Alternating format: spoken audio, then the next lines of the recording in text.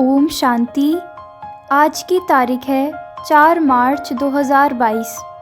आज बाबा ने कहा, मीठे बच्चे, रात को जागकर कमाई करो, अमृत वेले उठने की आदत डालो। प्रश्न है, ज्ञान में आते ही जो नशा चढ़ता है उस नशे को स्थायी रखने की विधि क्या है? उत्तर, जब ज्ञान में नए नए आते हैं तो बहुत नशा चढ़ता है। उसी समय अपने आप से अनेक प्रतिज्ञाएं भी करते हैं। बाबा कहते, वह प्रतिज्ञाएं डायरी में नोट कर लो, फिर उसे रिवाइज करते रहो तो नशा स्थायी रहेगा।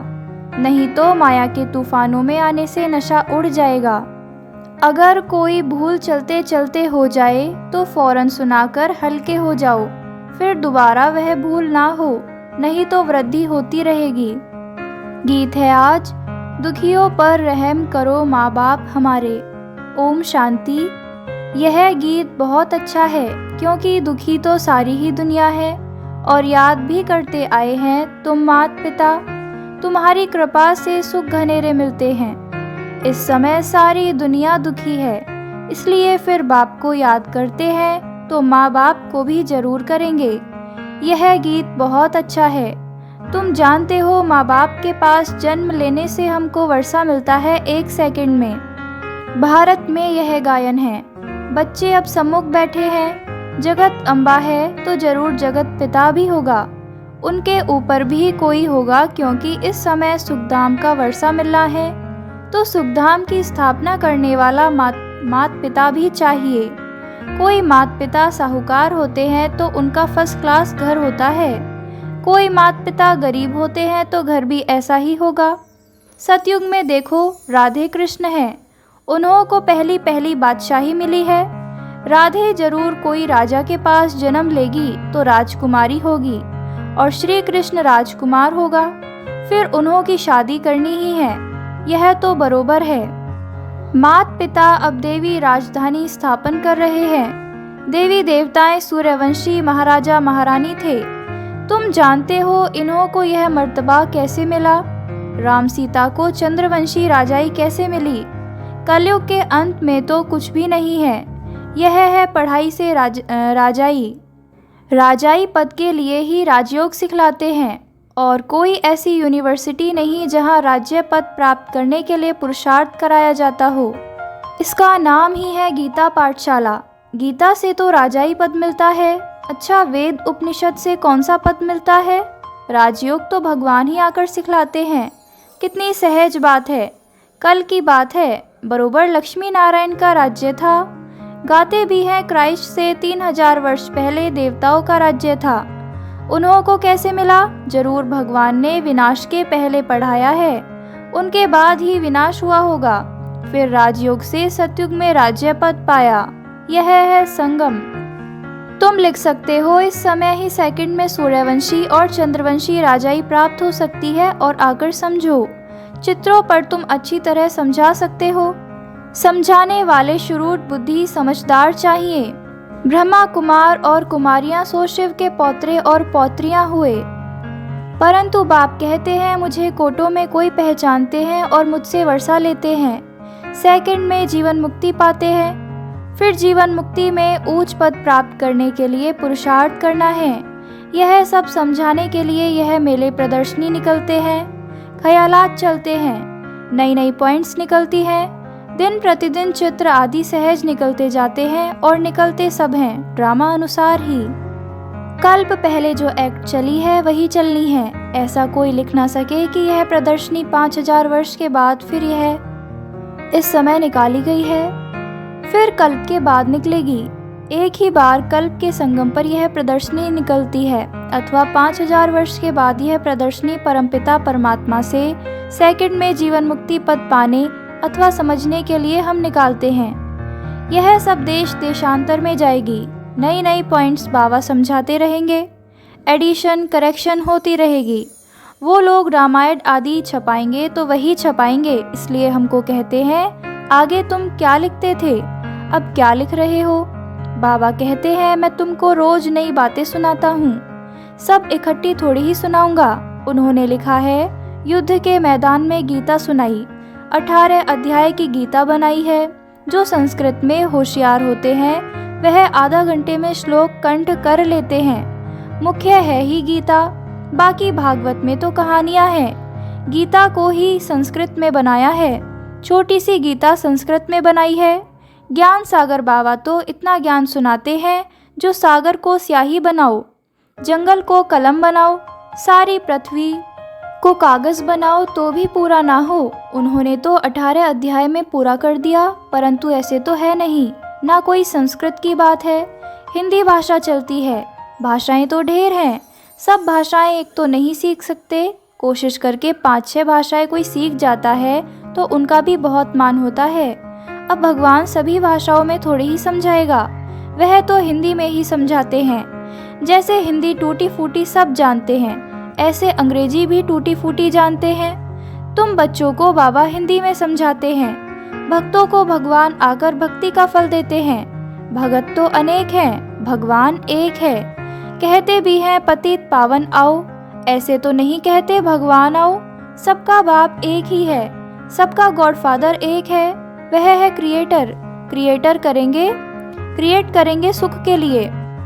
बाप बच्चों को सुख के लिए ही चाहते हैं। गॉडफादर स्वर्ग रचते हैं और जिन्हों को स्वर्ग का मालिक बनाते हैं उन्हों को गॉड गॉडेज कहा जाता है, परंतु सबको नहीं कहेंगे, यह बहुत गुप्त बातें हैं। गॉडफादर एडम ईव द्वारा कैसे सृष्टि रचते हैं, गॉड अलग है, यह धीरे धीरे समझते जाएंगे।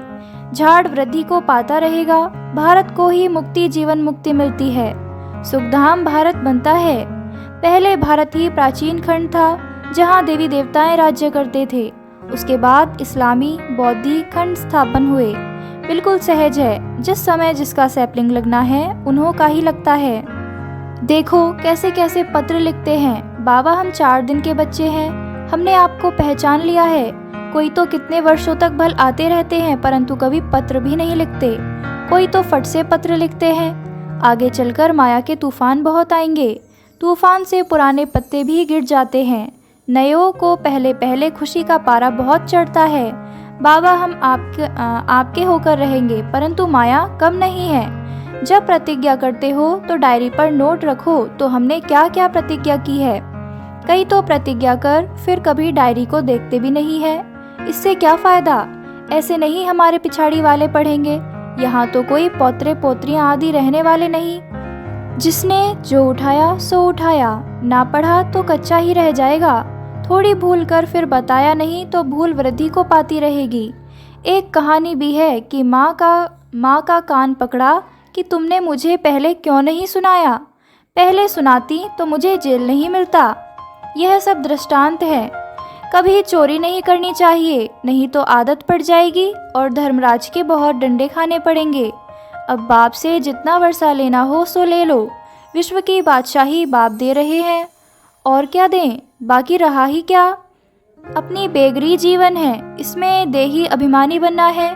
देह सहित सारी दुनिया को हम भूलते हैं। लोभ नहीं रखना चाहिए, जो मिले सो अच्छा, कहा जाता है मांगने से मरना भला। शिव बाबा के भंडारे से तो सब कुछ मिलता ही है। अमृत वेले आपे ही उठने की आदत डालनी है, रात को जागकर कमाई करो। बाबा ने यह तन बहुत अनुभवी लिया है, वह भी रत्न और यह भी ज्ञान रत्न। आजकल झूठे हीरे भी ऐसे निकले हैं जो बात मत पूछो। चित्रों पर समझाना बहुत सहज है, सेकंड में बाप से आकर वर्षा ले लो। ऊपर में बाबा, यह है ब्रह्मा कुमार कुमारियाँ। जब से हम बाबा के बने तो जीवन मुक्ति का वर्षा तो है ही, बाकी हम पुरुषार्थ करते हैं ऊंच पद पाने का। परम पिता परमात्मा ब्रह्मा द्वारा मनुष्य सृष्टि रचते हैं। बांधेलिया कहती हैं बाबा बस हम आपको ही याद करते हैं, बल हम नहीं मिलेंगी परंतु वर्षा तो जरूर लेंगी। कितना वंडर है, ढेर बच्चे हैं, जैसे प्रभाव निकलता जाएगा तो बांधेलियाँ भी छूटती जाएंगी। बहुत हैं जो पति की भी गुरु बन जाती हैं, वह लिस्ट निकालेंगे। कितनी स्त्रियां पति का गुरु बनी है, फिर पति भी लिखें कि मुझे इसने ज्ञान दिया इसलिए यह मेरी गुरु है। पुरुष कहेंगे बरोबर स्त्री मेरा गुरु है। ऐसे थोड़ी ही कोई मानेंगे।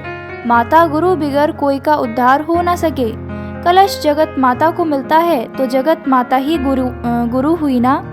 आजकल स्त्रियों को बहुत मान देते हैं।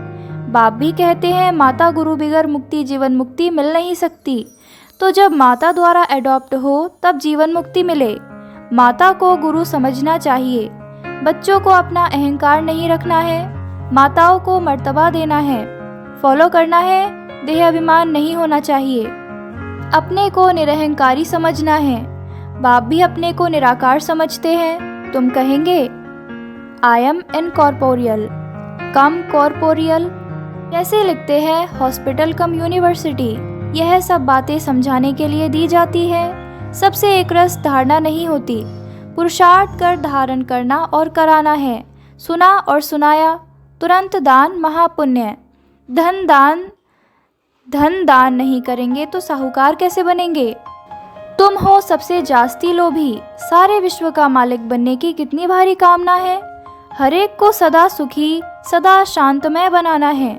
मनुष्य मात्र को कलयुगी भ्रष्टाचारी से सतयुगी श्रेष्ठाचारी बनाना है।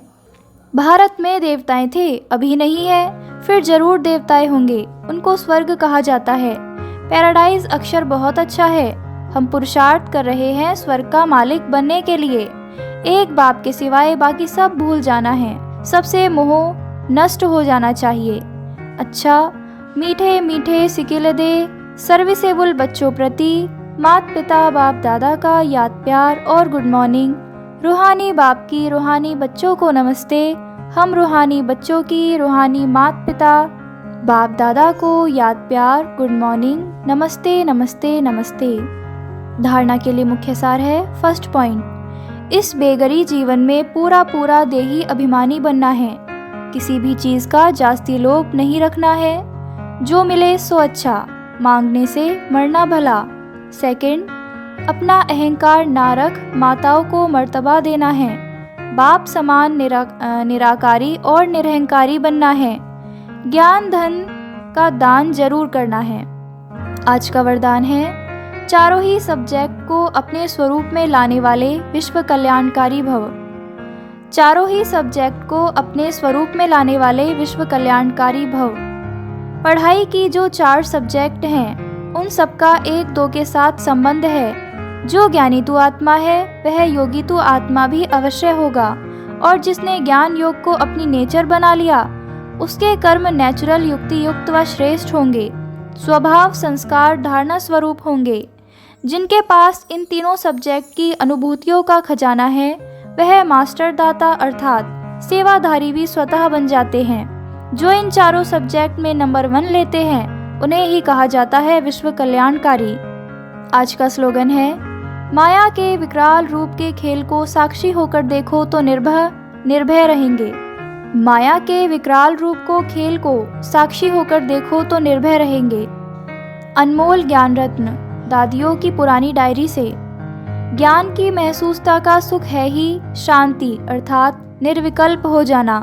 अंदर जाने से शांत रूप हो जाता है। इस अविनाशी ज्ञान से संपूर्ण शांति के स्थान पर जाएं पहुँचते हैं। शांत अर्थात योग नेष्ठी अवस्था को धारण करने से योग की बहुत तेज लाइट निकलती है। जो दिन रात ऐसी मीठी योग की अवस्था में रहते हैं उन्हें अपरंपार खुशी होती है। उनके सब हद के बंधन टूट बेहद की स्थायी खुशी प्रकट हो जाती है। ऐसी अवस्था में दिल बहुत हल्की रहती है और खुशी की लहरों में फूले नहीं समाते हैं। यही निष्ठा योग की चाबी है जो हम देवी वत्सों ने पिता ईश्वर द्वारा प्राप्त की है। अच्छा, ओम शांति।